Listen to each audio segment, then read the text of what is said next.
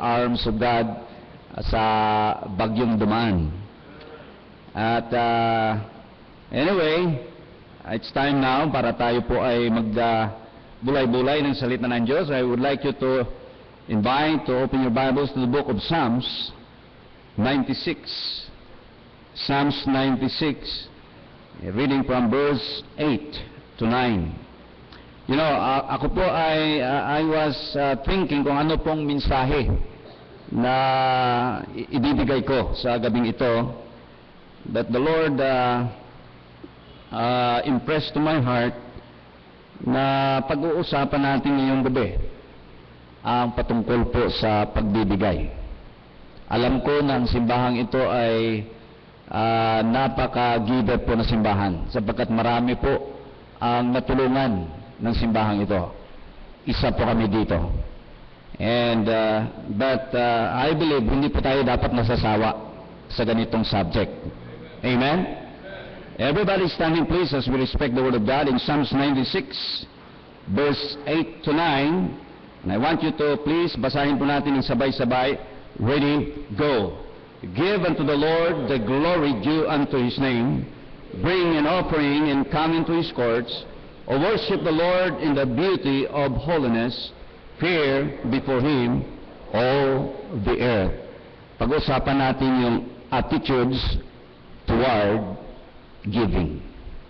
Attitudes toward giving. Tayo po'y manalangin, dakilang Diyos. It's a great honor and a privilege to come and to stand this pulpit and preach the Word of God. And thank you for the influence of this church and Pastor Nable, especially in the work of mission and helping churches.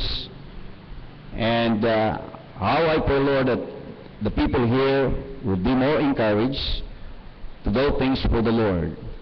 I ask your blessing now and the power from on high to speak to me, to be able to communicate the Word of God to each everyone. We thank you and we honor you tonight, and this is our thanksgiving and prayer in Jesus' name. Amen and amen. Thank you. Be seated, please.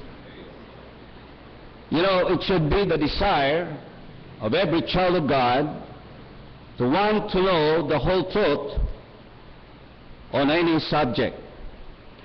What is important to realize in this regard is that the reception of any truth depends upon the attitude that one has toward it. Kaya yung attitude ay napakalaga.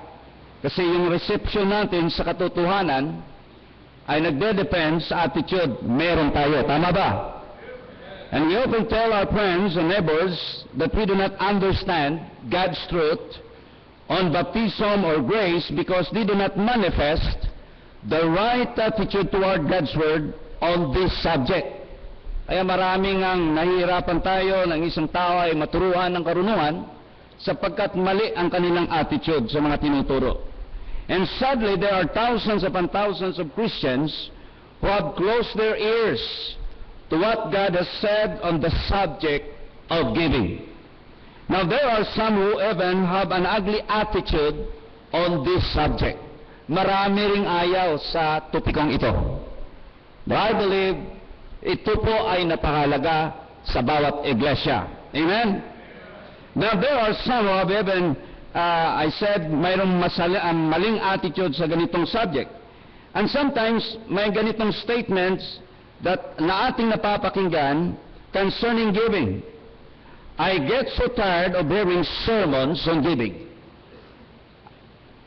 I so tired na sa pakikinig ng sermons about giving. Can't the preacher talk about anything but money? Wala nang pinag-uusapan ng preacher kundi ang pera. Oh, he just gives to be seen of men. Now, statements like this are an index into a man's character. If many told the truth, it might be sound like this. I am too selfish to give generously. Napaka-selfish kong magbigay generously. I am too extravagant with my money to be able to give generously. I spend too much money foolishly to give generously. It is essential that we manifest the proper attitude on this vital subject. In the book of 1 Corinthians, chapter 16, ay ganito po ang sinasabi in verse 1 and 2, Now concerning the collection for the saints, as I have given order to the churches of Galatia, even so do ye. Upon the first day of the week, let every one of you lay by him in store, as God hath prospered him, that there be no gatherings when I come. So giving, as we have been prospered, is a command of God. Amen po ba? And we will be lost if we disregard these commands. Mawawala to sa atin. And someone said, attitude is just as important as truth. For truth is never understood with the wrong attitude. Kaya pag mali ang ating attitude, mahirap nating maunawaan ang katotohanan. So free-will offering are commanded on the first day of the week. You know, giving is a type of Jesus. Hello? It's a type of Jesus. Every gift is a type of Jesus. Now, let us now consider a variety of attitudes that many have toward giving. Number one, some have the attitude of the rich young ruler. In Mark chapter number 10, in verse number 18, the Bible says, And Jesus said unto him, Why callest thou me good? There is none good but one, that is God. Thou knowest the commandments. Do not commit adultery. Do not kill. Do not steal. Do not bear false witness. Defraud not. Honor thy father and mother. And he answered and said unto him, Master, all these have I observed from my youth. Then Jesus, beholding him, loved him, and said unto him, One thing thou lackest. Go thy way, sell whatsoever thou hast, and give to the poor, and thou shalt have treasure in heaven, and come, take up the cross, and follow me. And he was sad at that saying, and went away grieved, for he had great position. So this ruler wanted to go to heaven. And he lived an upright and moral life, and he had a desire to follow Christ, and no doubt he thought he was ready from any standpoint. It never entered in his mind that his money, o kung paano na i-build ang pera, ay hindi niya ito nakita na ito ay maging hindrance sa kanya. His wealth had blinded him. This rich young ruler thought was doing well in keeping the commands of God. But there was something he was overlooking. Jesus said, Go sell what you have. Why? Jesus knew this man had the wrong attitude toward money. The young man turned and walked away. How sad. He loved his money more than he loved the Lord. Beloved, if we have this kind of attitude, we will lose our soul. We cannot follow this kind of person. Number two, some have the attitude of Judas. In John chapter 12, in verse number 3, Then took Mary pound of ointment and spikenard, very costly, and anointed the feet of Jesus and wiped his feet with her hair, and the house was filled with the odor of the ointment. Then saith one of his disciples, Judas Iscariot, Simon's son, which should betray him, Why was not this ointment sold for 300 pence and given to the poor? This he said, not that he cared for the poor, but because he was a thief, and he had the bag and bare what was put therein. Mga kapatid, it has been said that temptation commonly comes through that for which we are naturally fitted. If a man is fitted to handle money, the temptation comes to regard money as the most important thing in the world. So Judas was evidently gifted at handling money. That is why he was chosen to take care of the money. And Judas, though, became so fond of money that he became a thief. Judas saw this woman anointing Jesus' feet, an act of surpassing love, but Judas saw it was a waste.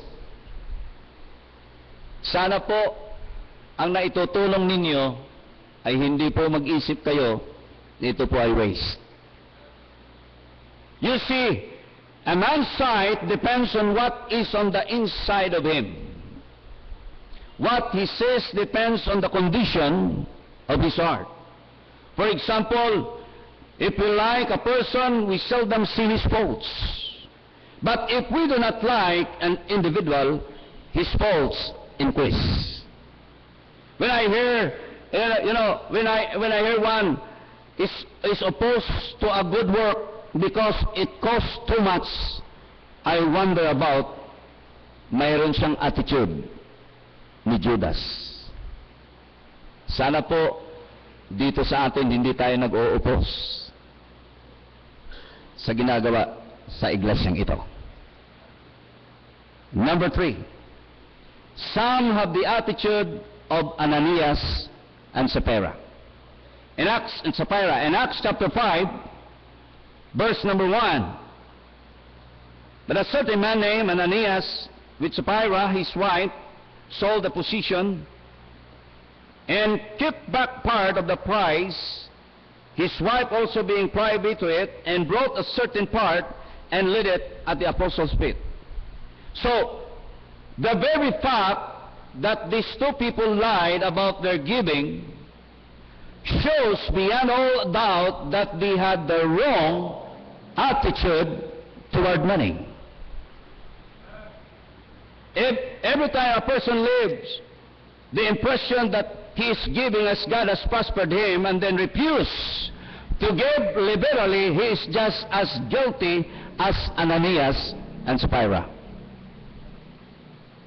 Kaya walang lugar, hindi ho dahilan na dahil barangay ay hindi gagawa sa ganitong sinasabi sa banal na aklat. Nasa barangay church po kami, pero nagpapasalamat ako sa Panginoon na ang mga mananampalataya doon ay natutong magbigay. And we were able to build, we were buy, nakapagbili po kami ng mga property, nakapag-build po kami ng magandang building. And you know, yung iba ay nagtatanong, sinong Amerikano nagsusupport sa amin? Sinong kano? Yun ang tawag sa amin doon, yung Amerikano kano. Sabi ko, wala kaming kano, kanunuot, meron kami. Eh sabi nila, paano nangyayari ang ganitong gawain? The people just learn to give.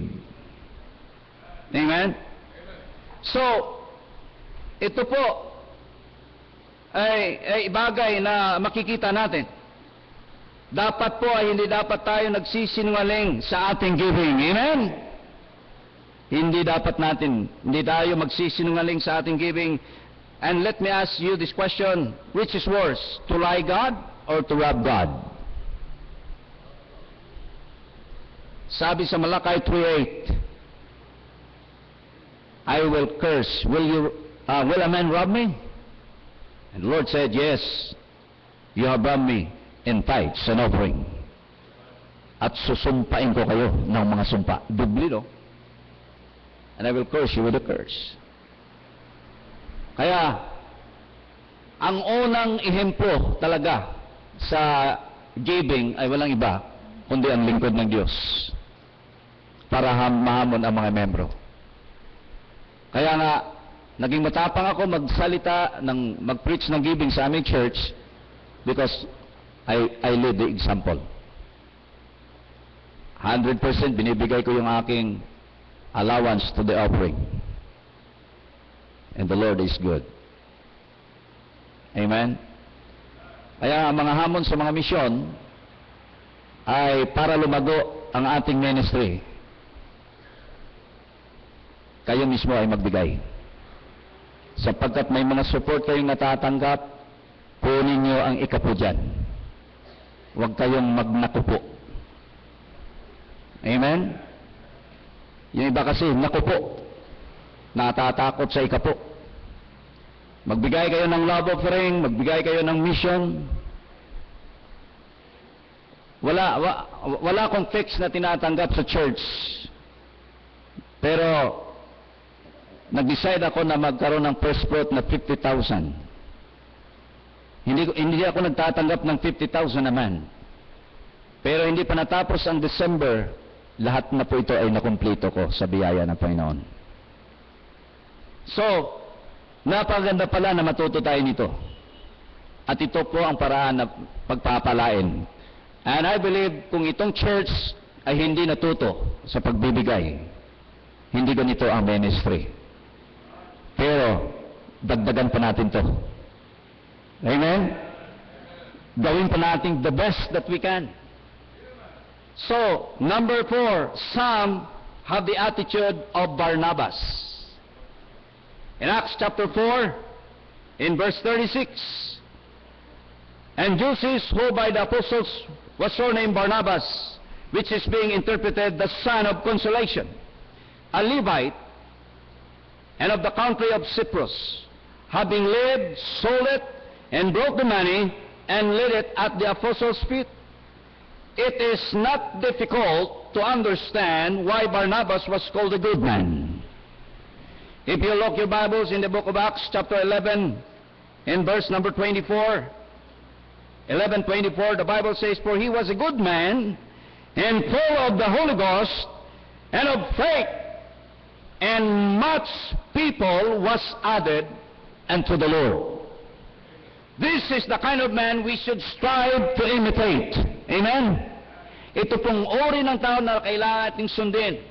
Think of all the good that would be done if all people in the church were free-hearted, liberal givers, and good like Barnabas. Ay kanina doon, masaya ang mga pastor. Doon sa Metropolitan, kasi nakatanggap sila ng mga gifts, nakatanggap sila ng mga cash para sa kanilang mga nasisirang building. But you know, ito rin ay turo sa atin dapat. Nakatanggap tayo ng mga blessing, pero ito po ay sakripisyo ng mga membro. Kaya nung nagkaraang bagyo na Yolanda, kami po ay nag-ikot rin, pastor, at nagtulong rin ng kahit maliit lang, pero at least nakagawa kami. And we're able to give tulong, cash, and goods sa mga pastors at sa mga iba. Sabi ko, kahit nasalanta tayo ng bagyo, hindi po dahilan na hindi tayo makapagtulong. So mga kapatid, napakaganda na mayroon tayong ganitong ugali ni Barnabas. Makita natin ang contrast striking between Barnabas and the rich young ruler, Judas, Ananias, and Sapphira. Why did Barnabas do this good deed? He had a wonderful attitude toward giving. Do you suppose Barnabas ever, a good man, got mad when a sermon was preached on giving? Ano kaya sa palagay natin? Nagagalit kaya si Barnabas pag nakikinig ng preaching about giving? I believe, yung taong giver, hindi magagalit yan. Nasisiyahan pa yan. Pag giver po tayo, ini-enjoy natin ang preaching about giving. Sapagkat totoo sa Bible, mas maraming subject na tinuro si Jesus. Ang subject na mas maraming tinuro niya ay patungkol sa pera. Hello?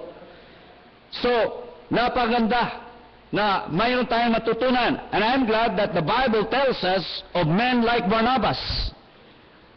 Reading about Barnabas should give us a much stronger desire to give generously. I know you are doing it here, but please, do it more. Amen? If you do not enjoy hearing lessons on giving, then your heart is out of tune with Christ. Ito nga sabi nga ng iba madali mong, anong yung tabog man, hindi po ako sanay sa Tagalog, madali mo raw i-cast away yung mga membro na hindi totoo pag nagpipreach na ng giving. Sa amin sa church, maraming nawala dahil po nagtuturo ng giving. Pero napaganda, yung naiwan, yun ang mga sumusuporta sa gawain ng Panginoon. Kahit may mga maliit kaming bata doon, mga anak ng mga members, may mga alkansiya sila sa office ko. At pagdating nila sa linggo, Pastor, good morning. Maglalagay po ako sa aking alkansiya. Kaya maraming alkansiya sa opisina ko, hindi sa akin, sa mga maliliit na mga bata. So kahit maliliit na mga bata, pwede po magbigay. Next, some have the attitude of the poor widow. Meron din po na attitude katulad ng poor widow in Mark chapter number 12. Mark 12 verse 41. Ay ganito po ang sinasabi. And Jesus sat over against the treasury, and behold how the people cast money into the treasury. And many that were rich cast in much. And there came a certain poor widow, and she threw in 2 mites which make a farthing.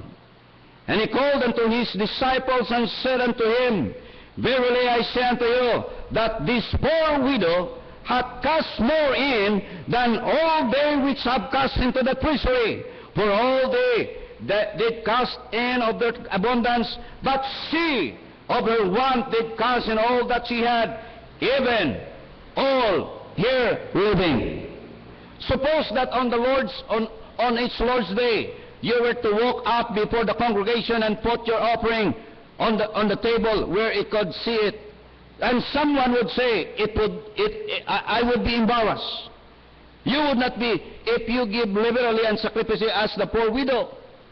If we would all give liberally as God has prospered us, our contribution would increase and would be adding good works instead of deleting them. Kaya kailangan, pag lumalaki ang ministry, dapat lumalaki rin ang giving. Kasi hindi pwedeng i-delete natin ng iba. Dapat mag-i-increase tayo. Katulad nito, maraming income sa church na lumabas dahil po sa typhoon na Yolanda. Pero sana naman yung mga nakatanggap ay matuturing magbigay sa iba. It is more blessed to give than to receive. So, napakaganda if we are giving sacrificially. Are we giving sacrificially like the widow? And this is a blessing. The last now, some have the attitude of David. In 2 Samuel 24, verse 24, and the king said unto Araunah, Nay, but I will surely buy it of thee at a price, neither will I offer burnt offerings unto the Lord my God, on that which dost cost me nothing. So David bought the threshing floor and the oxen for 50 shekels of silver. I wish we could have this type of attitude. Sapagkat nanonotice natin mga kapatid, may rebuke po si Malakay sa Malakay chapter 1 verse 12 to 14.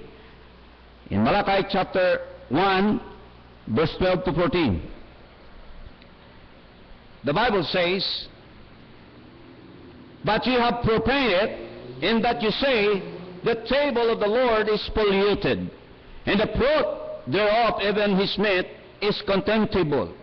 Ye said also, Behold, what a weariness it is, and ye have snapped at it, said the Lord of hosts, and you brought that which was torn, and the lame, and the sick. Thus ye brought an offering. Should I accept this of your hand, said the Lord? mga kapatid, nakikita natin dito ang hindi magandang ginagawa. But cursed be the deceiver, which has in his flock a male, and voweth, and sacrificeth unto the Lord a corrupt thing. For I am a great king, said the Lord of hosts, and my name is dreadful among the heathen. So we ought not to be giving God our leftovers. Notice the words of the Apostle Paul in 2 Corinthians chapter 2. In 2 Corinthians chapter 2, in verse number 8. 2 Corinthians 2:8. The Bible says, wherefore I beseech you that you would confirm your love toward Him. Dapat yung ating pagmamahal ay nandoon, mga kapatid. Every single one of us need to be re-evaluate our giving. Every year I want to increase my giving. And I'm so excited at the end of this year, I'm so excited to say, kung ang aking giving ay nag-increase. Kasi ang ginagawa namin sa church ay after the year, yung bawat membro ay makakatanggap ng cheque. Doon nakalagay yung kanilang giving, tithes, love offering, mission, first fruit, and other kinds of giving. Para mahamon tayo na sa sunod na taon, itataas natin ang ating giving. Parang bank book ba? Tinitingnan natin, lumiliit ang balansi mo, magdideposito ka. Kailangang itataas mo yan. Amen? Yun po ay napaganda na ating makita upang tuloy ang hamon sa giving natin ay tuloy-tuloy. Amen? Napaganda po, mga kapatid, na naahamon tayo. You know, givers gain. Givers gain. In Luke 6:38, give, and it shall give, and it shall be given unto you, good measure, pressed down, and shaken together, and running over, shall men give unto your bosom. With the same measure that you met withal, it shall be measured to you again. And don't you know, God controls giver. Kinokontrol po ng Panginoon ang mga giver. Giving is learned. Ang pagbibigay po, pag-aaralan mo po. Hello? Giving belongs to God's children.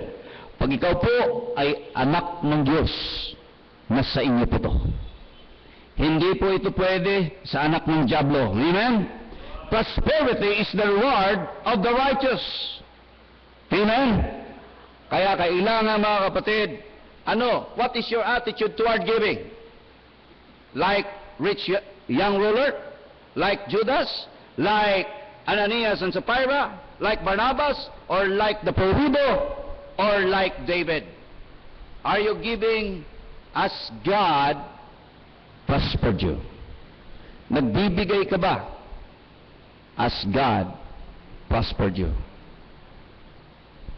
May the Lord bless you. Thank you for this opportunity. In Jesus' name, amen. Amen. Thank you, Pastor Cadores. What kind of giver are you? I hope you have learned from this message, attitudes in giving. And folks, it's a matter of the heart. What kind of heart do we have in giving? I mentioned that giving at this